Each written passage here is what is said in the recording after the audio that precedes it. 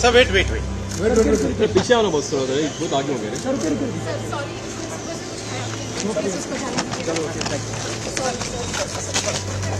Sir चलते चलते इनके बारे में थोड़ा बताइए।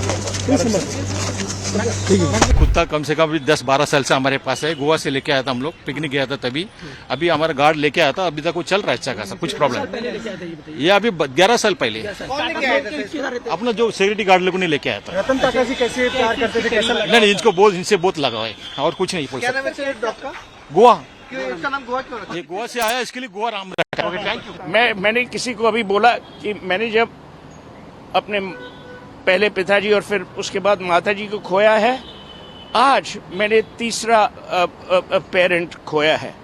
और ये सिर्फ कहने की बातें नहीं है, क्योंकि देखिए मैं उनको 1990 से जानता हूँ, 34 साल, और मेरी उम्र 61 है। तो आधी जिंदगी मैं उनको जानता था, और जितना स्नेह उन्होंने मुझे दिया, जितना प्यार, जितनी विनम्रता से वो पेश आए, मैं कौन हूँ? कुछ भी नहीं। उनके पास पूरी दुनिया थी, पर उन्हें ये लगता था कि भाई हाँ, कि मैं अगर सुहेल के साथ बैठूंगा तो हंसी मजाक होगा। और एक बात है, मिस्टर टाटा में एक खासियत ये थी कि वो सच के पहरेदार थे। अगर आप उनको सच एडवाइस देते, उनको वही पसंद था। वो उनमें से नहीं थे कि भाई आप उनकी हाँ में हाँ मिलाओ। तो वो जो उनकी खासियत थी वो बहुत यूनिक थी। एक चीज़ है कि वो एक सफल बिजनेसमैन थे, ये सभी लोग जानते हैं। उनकी फिलॉन्थ्रफी के बारे में भी बहुत किस्से मशहूर है, लेकिन एक ह्यूमन बीइंग के तौर पे कैसे थे वो? एक पर्सनल टच जो उनका लोगों के प्रति होता था, अपना स्टाफ, अपने दोस्त या अपने जानने वाले मैं आपको एक बात बोलूं, अगर वो कहीं बाहर जाते तो ये नहीं कोई स्टाफ अलग टेबल पे खा रहा है और कोई और अलग टेबल पे खा रहे हैं। सब एक साथ खाते थे, सब एक साथ रहते थे, सब एक साथ प्यार से रहते थे। और सबकी देखभाल जो उनने, देखिए मैं आपको एक बात बोलूं, अगर इंसान एनिमल्स, अपने कुत्तों की हिफाजत कर सकता है प्यार से, और मैं आपको बोलूं, जब बॉम्बे हाउस रेनोवेट हुआ और चंद्रशेखरन जी चेयरमैन थे और अभी भी हैं, जब बॉम्बे हाउस रेनोवेट हुआ, रतन टाटा ने इंसिस्ट किया कि एक एरिया सिर्फ कुत्तों के लिए होगा। ताज में भी आप जाइए, आज ताज बॉम्बे में जाइए, अगर कोई इंडी या रेस्क्यू डॉग है, उसको अंदर जाने की पूरी परमिशन है।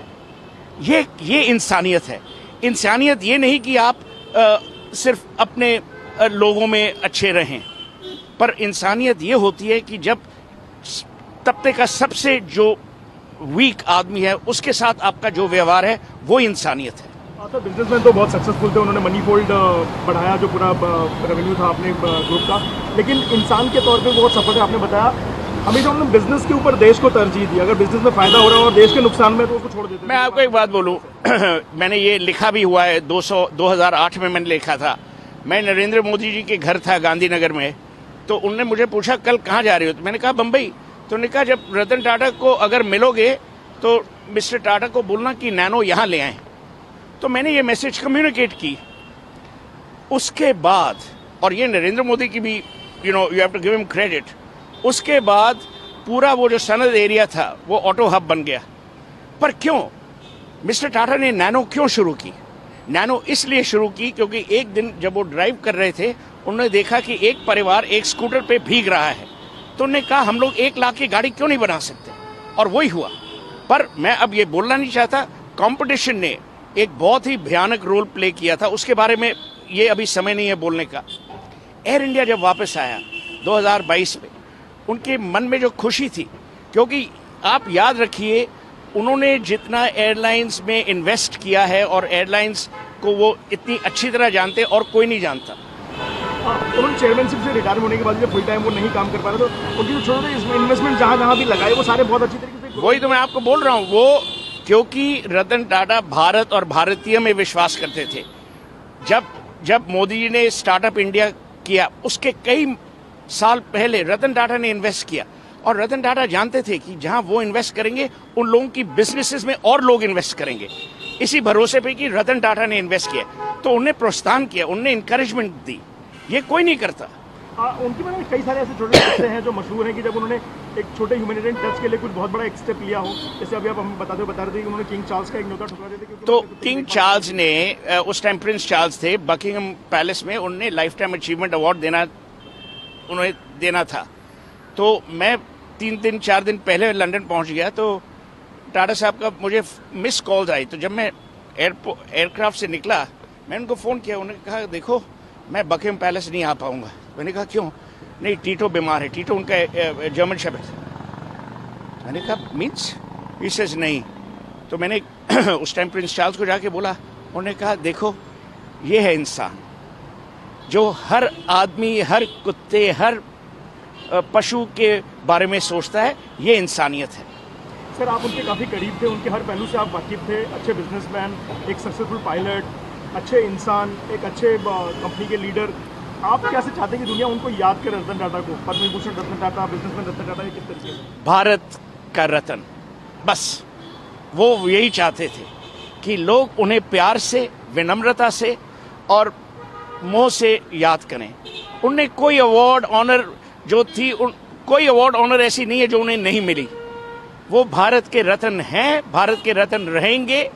और मैं समझता हूं कि रतन टाटा शायद स्वर्ग चले गए हैं, ही हैज लेफ्ट, अब दुनिया में नहीं रहे, पर हमारे दिलों में, हमारे दिमाग में, हमारी संस्कृति में वो जरूर रहेंगे। एक लॉन्ग पेंडिंग डिमांड है जो पूरे कंट्रीमेन में काफ़ी लोग ये मांग करते रहे हैं कि रतन टाटा को भारत रत्न दिया जाना चाहिए। एक बिजनेसमैन जिसने फिलंथ्रोपी को एक नई हाइट दी, एक देशभक्त। मैंने तो ट्वीट भी किया है कि और उसमें मैंने मोदी जी को टैग किया कि भाई मेरे हिसाब से और कोई आदमी इस दुनिया में नहीं है, हमारे देश में नहीं है जिसे भारत रत्न और डिजर्विंग होना चाहिए।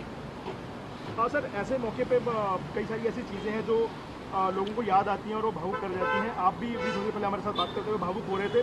कुछ ऐसा एक पर्सनल टच जो आप उनसे शेयर कर पाए जो रतन टाटा और आपके बीच रही हुई अब तक?